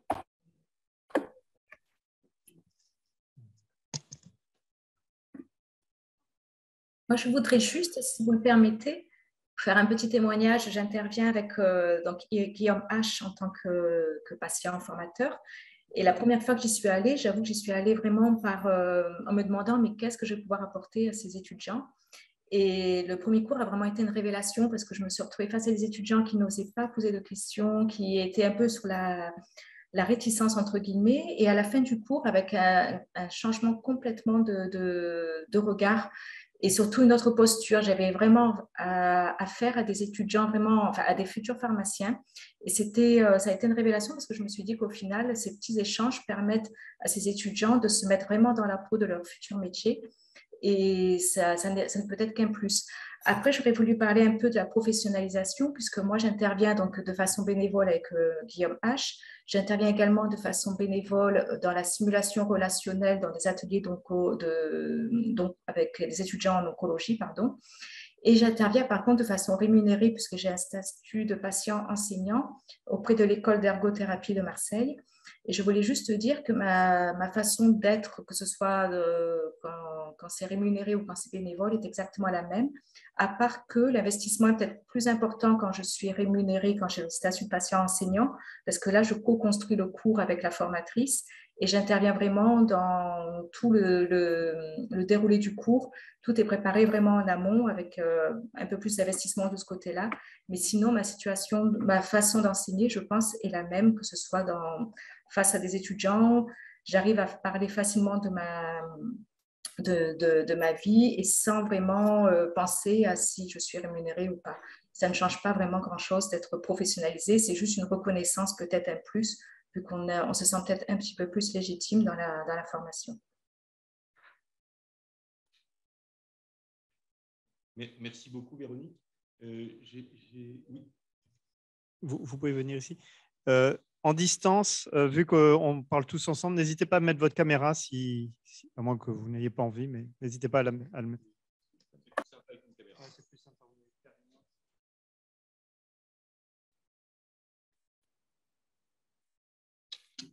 Ce que j'aimerais savoir, c'est, bon, certes, il faut de la motivation pour être dans un programme de ce genre, mais je n'ai pas beaucoup entendu les conditions pour être dans un programme.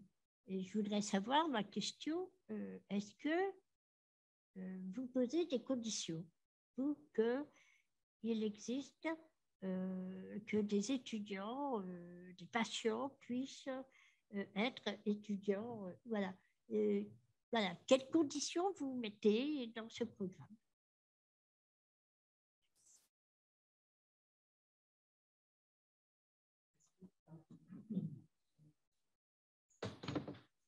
Je ne suis pas sûr d'avoir compris votre question. Vous vous adressez aux personnes qui ont présenté des programmes d'éducation thérapeutique. Quand vous parlez des conditions pour...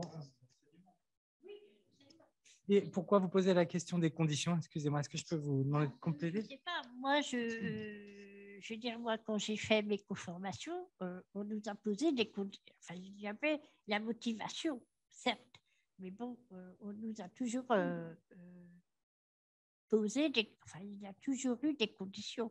Les conditions de participation, c'est-à-dire d'être présent,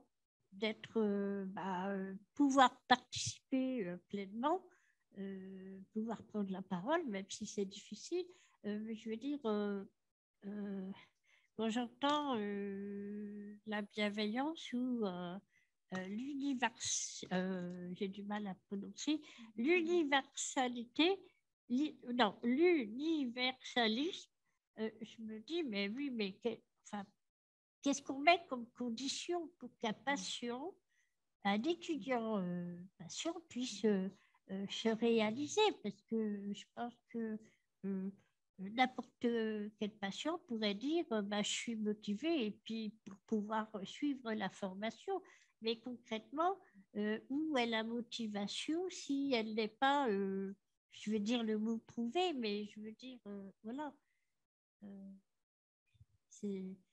Moi, je me souviens dans les co-formations, j'ai un handicap d'audition et si je ne fais pas attention vraiment à l'écoute, je pourrais me démotiver de participer, quoi. Alors, je me dis, voilà, il faut la condition d'être bien. Déjà, enfin, et je voulais savoir. Alors, je peux essayer. Les conditions, vous posez la question des conditions pour vous former ou vous posez les conditions pour vous participer à la formation des étudiants?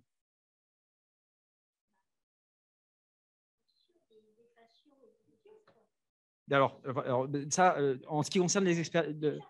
D'accord.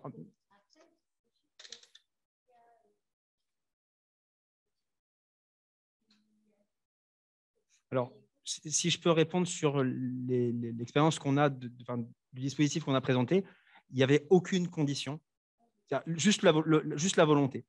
La limite que j'ai eue, c'était les contacts et l'accès aux patients en tant que tel. C'est-à-dire que j'ai souhaité dissocier dans ces interventions les patients pour lesquels j'intervenais en tant que professionnel et les patients que je rencontrais dans un autre cadre, pour ne pas avoir une dualité de relations. C'est un choix, ce n'était pas forcément motivé, c'était instinctif. Hein. Et donc, j'ai souhaité, mais par contre, lorsque j'ai lancé un appel à communication, ce que je mettais, c'est qu'il y a un prisme, c'est comme j'interviens dans le CU patient expert pour l'éducation thérapeutique, c'est vrai que ça a été les premières personnes vers lesquelles je me suis tourné et qui ont répondu favorablement. Mais après, j'ai essayé de voir avec ces personnes-là pour étendre le réseau de diffusion de l'information en disant que toute personne est la bienvenue, qu'elle soit dans une association, qu'elle ne soit pas dans une association, juste quelqu'un qui a envie ou même de voir. Et il y avait même, c'était dit en début de séance, il n'y avait même aucune obligation de rester jusqu'à la fin de la séance pour X raison que ce soit, il n'y a pas besoin de se justifier. Oui, après, ça c'est malheureusement, pour une formation, on est obligé de... Ouais, mais oui, il fallait de la volonté et la capacité de se rendre disponible le jour de l'intervention, c'est vrai.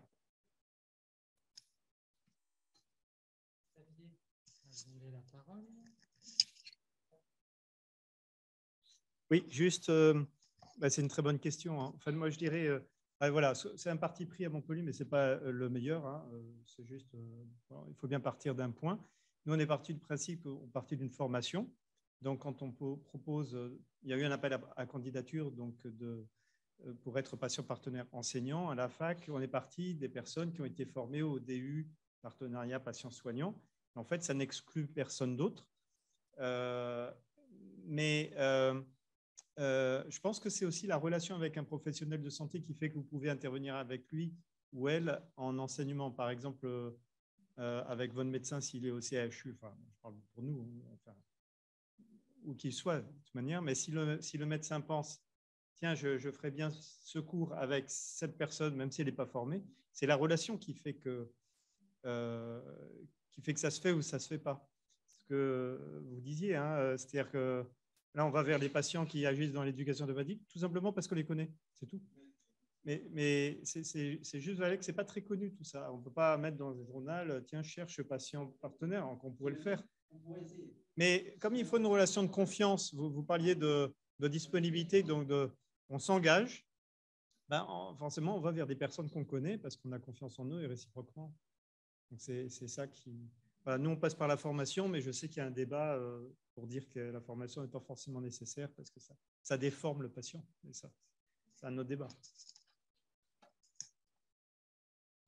Peut-être, puisque pour l'instant, personne n'a demandé la parole, je vais peut-être dire un petit mot sur ce point-là, ou plutôt un partage d'expérience lié à un doute justement sur ces modalités de recrutement.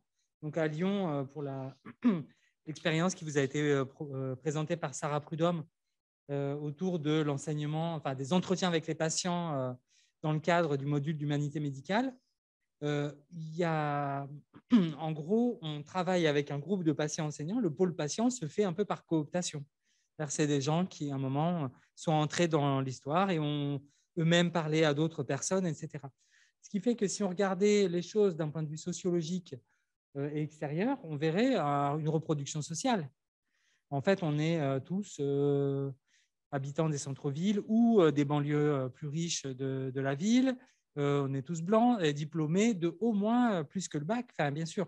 Et on a quand même un phénomène du coup, on représente ou sont représentés au sein de la fac qu'une partie des patients. Et du coup, c'est quand même la grosse limite de ce mode de recrutement, qui est que du coup, on peut pas, justement, on ne peut pas mettre de conditions formelles. Or, ça pourrait quand même vraiment se discuter. Et moi, je trouvais intéressant justement dans la présentation de la TD Carmonde ce matin que il y a une thématique autour de la grande pauvreté, donc il y a d'une certaine façon une sélection qui se fait, des conditions, et on ne fait pas parler de la grande pauvreté n'importe qui. Et je trouve que voilà, peut-être qu'il est temps maintenant de se préoccuper de cette question-là. Mais c'est peut-être une question difficile puisque, comme ça a été dit ce matin, la faculté, il y a des portes d'entrée symboliques qui sont parfois très hautes. Et voilà. Après, il y a des expériences qui montrent que l'université sait se montrer ouverte aussi. Mais c'est un sujet. Vous vouliez rebondir sur ce sujet?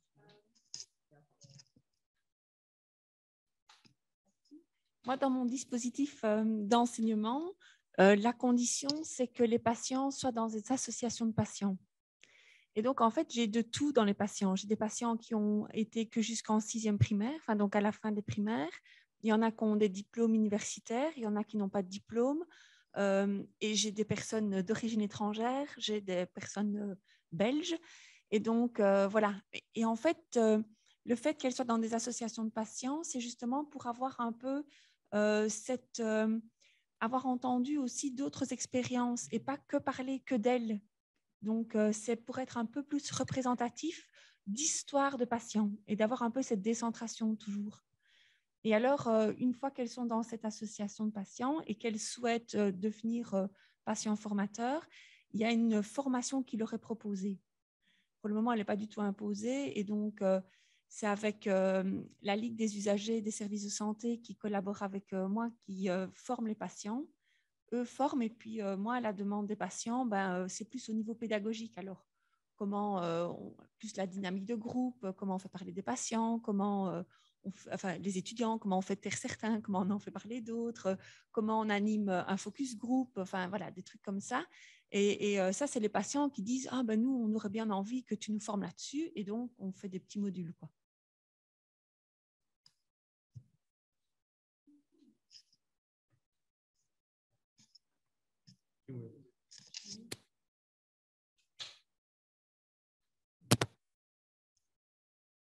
Alors, je suis Sandrine Laurent, je suis patiente experte formatrice à Toulouse. Et je voudrais répondre et je vais essayer d'aborder certains sujets tout au long de cet après-midi. Vous avez parlé de la place des aidants. Effectivement, on ne parle pas beaucoup des aidants, on parle beaucoup des patients experts, mais les aidants, et pourtant, ils sont prépondérants pour certaines pathologies. À Toulouse, on a créé le conseil pédagogique de la fac de médecine et on a créé le PAF, patient aidant formateur. Et on intègre vraiment les patients et on a patients aidants formateurs.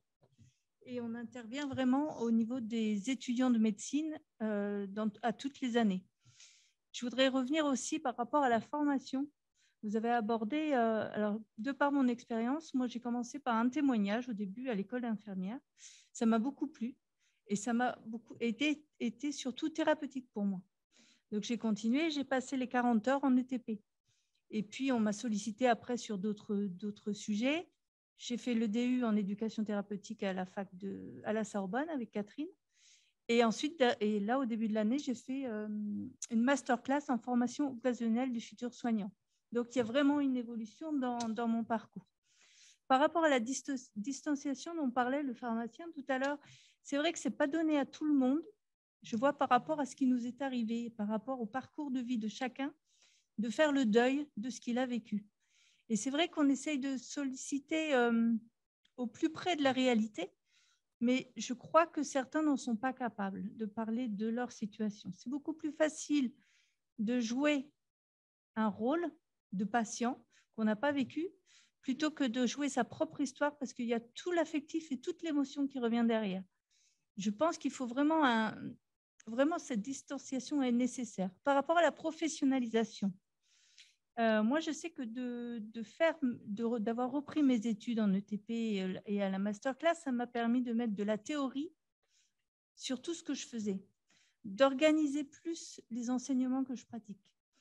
Aujourd'hui, je suis capable de créer un cours à la demande et notamment, j'ai créé un TD pour les étudiants en ergothérapie. Je ne sais plus qui travaille en ergothérapie, pas ici, c'est ce matin, où on m'a demandé, en fait, ça ne se voit pas, je suis handicapée, je suis hémiplégique, j'ai la main gauche qui, aujourd'hui, j'ai que la main gauche que je n'ai pas récupérée, plus les séquelles invisibles, mais du coup, j'ai dû tout réapprendre à faire d'une seule main, et notamment à utiliser ces vêtements, fermer les boutons et tout ça. Et donc, à l'Institut d'Ergo, ils m'ont demandé, est-ce que tu pourrais créer un cours, un TD sur la couture et les attaches de vêtements? J'ai dit, bien sûr.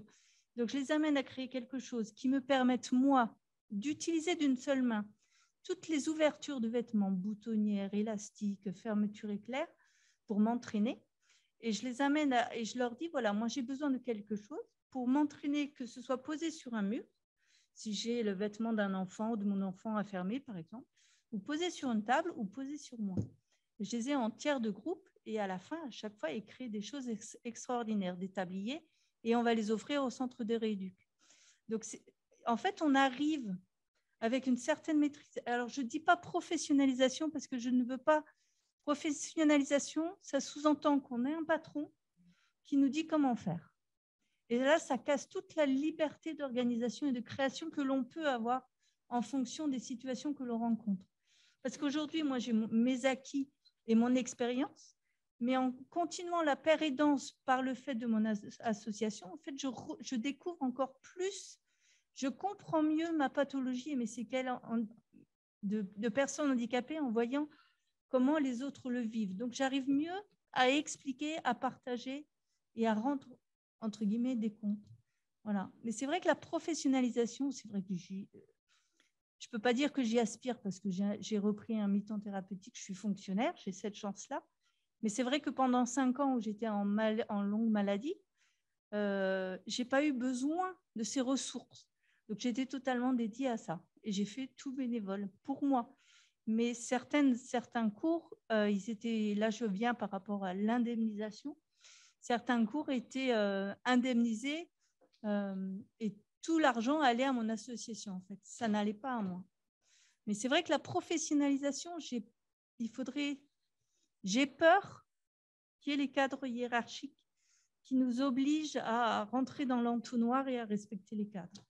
J'ai peur qu'on perde la fraîcheur de ce qu'on peut apporter. Je vous remercie.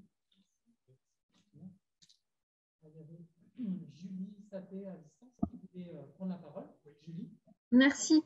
Par rapport à l'intervention qui a été faite sur le fait de recruter dans les associations de patients, ce qui permettait d'avoir un regard plus distancié et partagé avec d'autres patients, je trouve la démarche intéressante. Et en même temps, je me dis, bah, c'est pas non plus tous les patients qui s'impliquent dans des associations de patients. Donc, il peut y avoir aussi un biais de profil de patients liés à ça. En tout cas, voilà, j'avais envie de soulever cette question-là. Et c'est vrai que là, quand on a construit cette dernière intervention là sur les sciences humaines en santé, ça m'a fait revenir. Donc, je suis patiente enseignante et je suis soignante en paramédical, en kiné. Et je me suis rendu compte que dans mes stages à moi, quand j'étais étudiante, ben, il y avait très peu en fait de dispositifs pédagogiques et de construction pédagogique qui étaient faites pour que j'apprenne de la relation. Finalement, dans mes stages, les stages étaient construits pour que j'apprenne de la technique.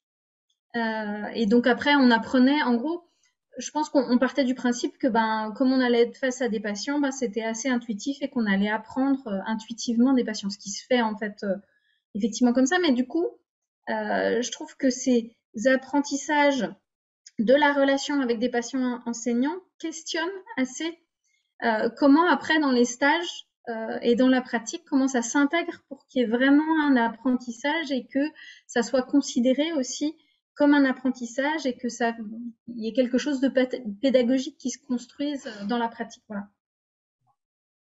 Merci. Merci beaucoup. Petite. Ouais. Si, on a oui, voilà. 2 minutes maximum.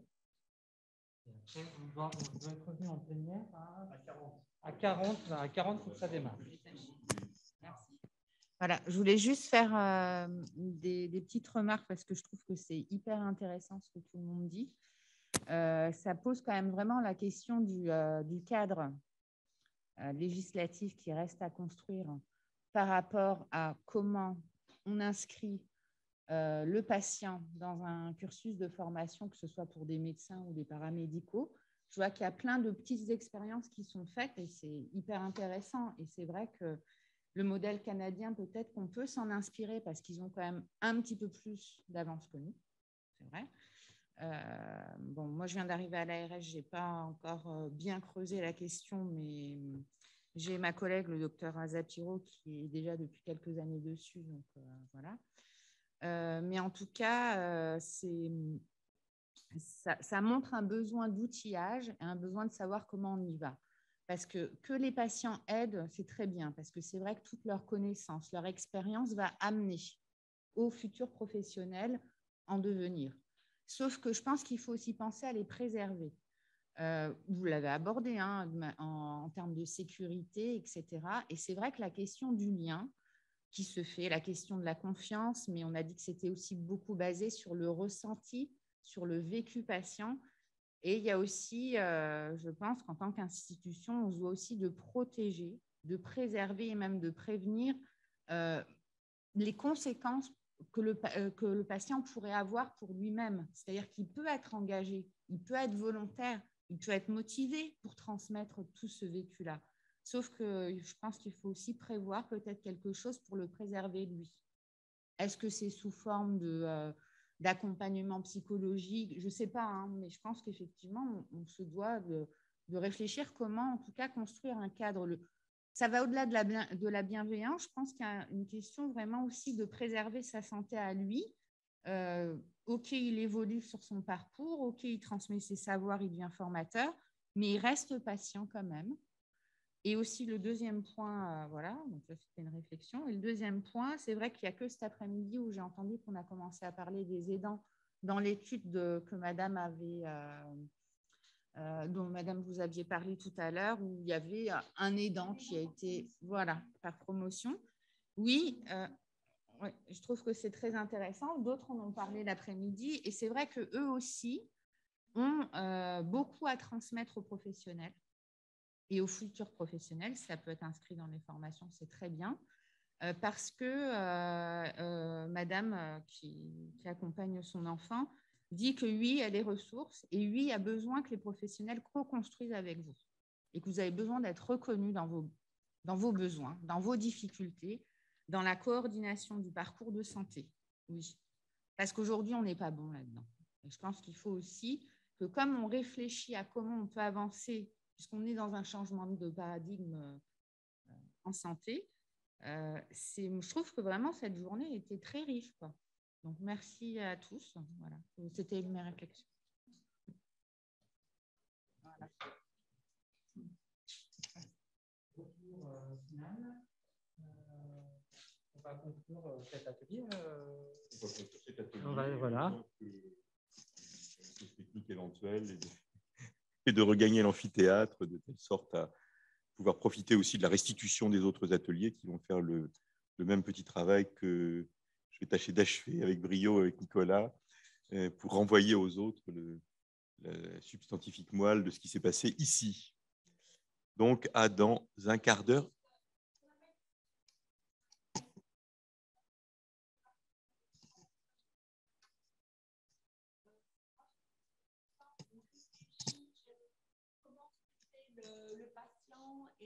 Merci. Et comment recruter, enfin, faut-il le former, pas le former, etc. Autant moi, je me pose aussi la question sur le recrutement des professionnels, enfin, des enseignants. Parce que moi, dans ma haute école, je suis toute seule. Et donc, maintenant, j'ai une collègue qui travaille avec moi. Mais donc, ça veut dire que c'est encore juste du bon vouloir de l'enseignant. Or, je trouve qu'à un moment donné, on ne peut plus rester à ce stade-là non plus. Et donc, je disais en rigolant à M. Latribonnière tout à l'heure qu'il faudrait que ce soit le prochain thème du colloque. Mais voilà, enfin, je crois qu'il y a vraiment aussi toute une réflexion. Alors, il me l'a suggéré que je le dise cet après-midi pour que ça puisse remonter dans la… Si tout le monde est d'accord, on pourrait peut-être quand même en toucher un mot, même si ça n'a pas été le thème. Mais c'est à un moment donné, comment aussi recruter des enseignants pour qu'ils…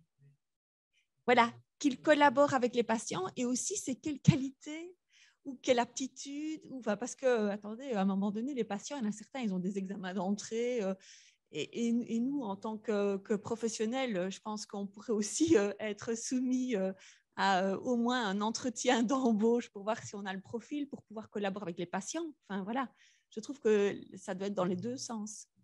Ou en tout cas, quelle formation est-ce qu'on a, nous, pour pouvoir collaborer avec les patients?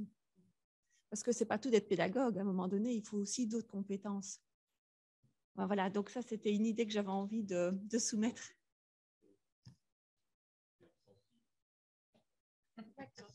Merci beaucoup.